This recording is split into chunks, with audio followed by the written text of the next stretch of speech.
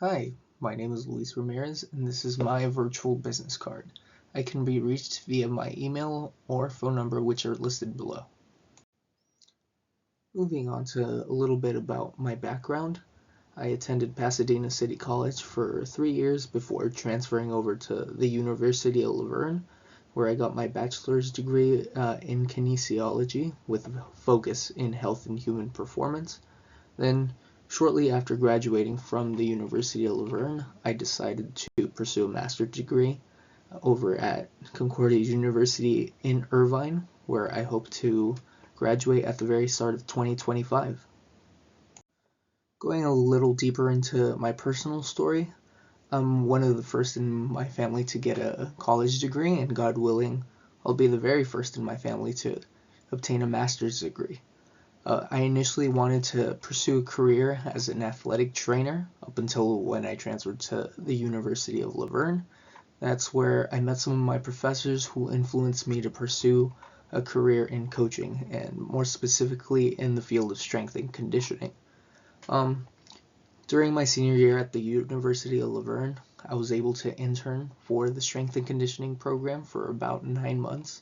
It's there where I realized I had a passion for helping athletes become better versions of themselves. As of right now, I'm currently in the process of pursuing a CSCS to become a certified strength and conditioning coach.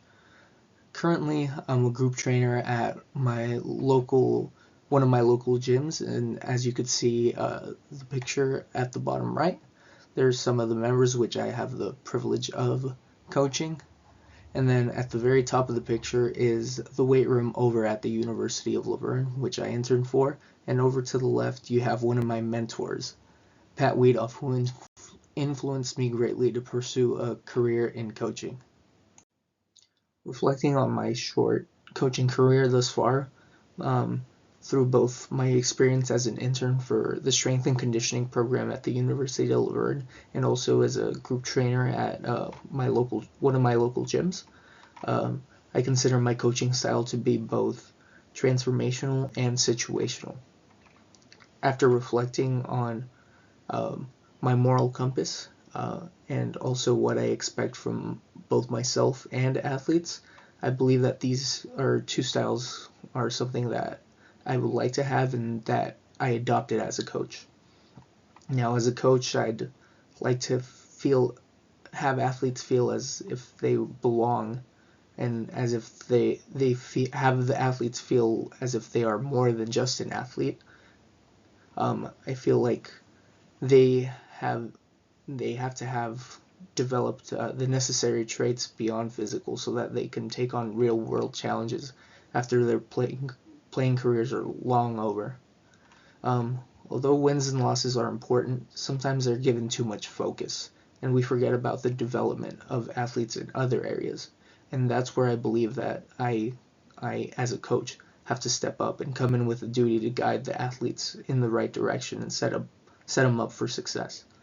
I also identify, like I said, as being a situational coach because I feel as though I'm very flexible with different situations that might arise in the program.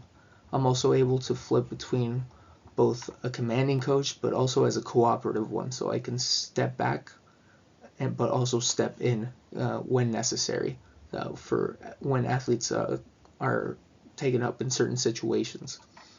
Um, Sometimes athletes have to figure out certain situations, and that teaches subtle lessons like accountability and problem solving.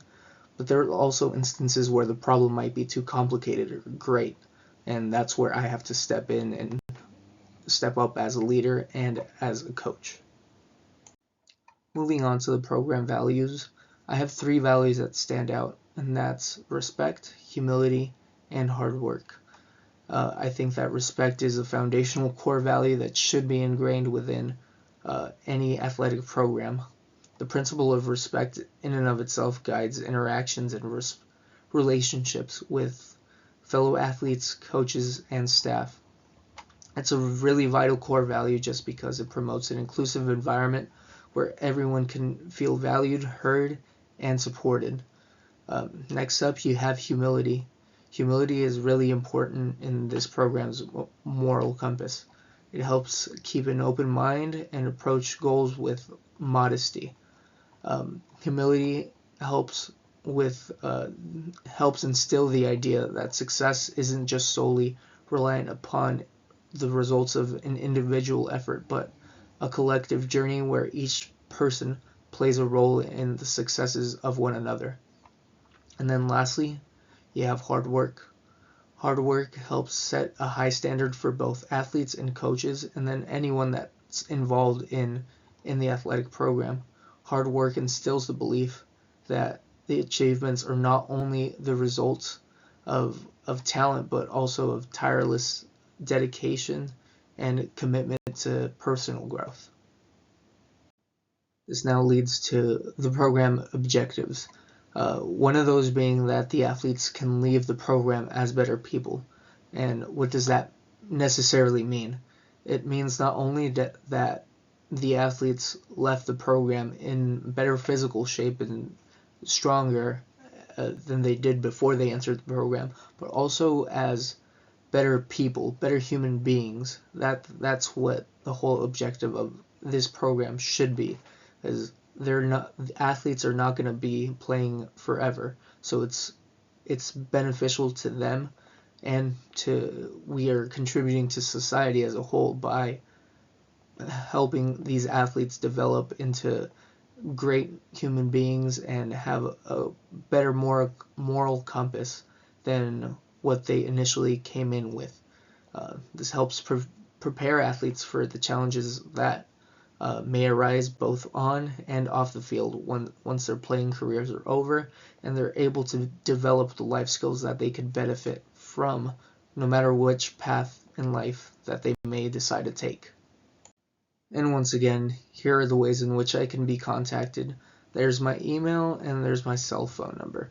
Thank you very much for taking the time to watch my presentation.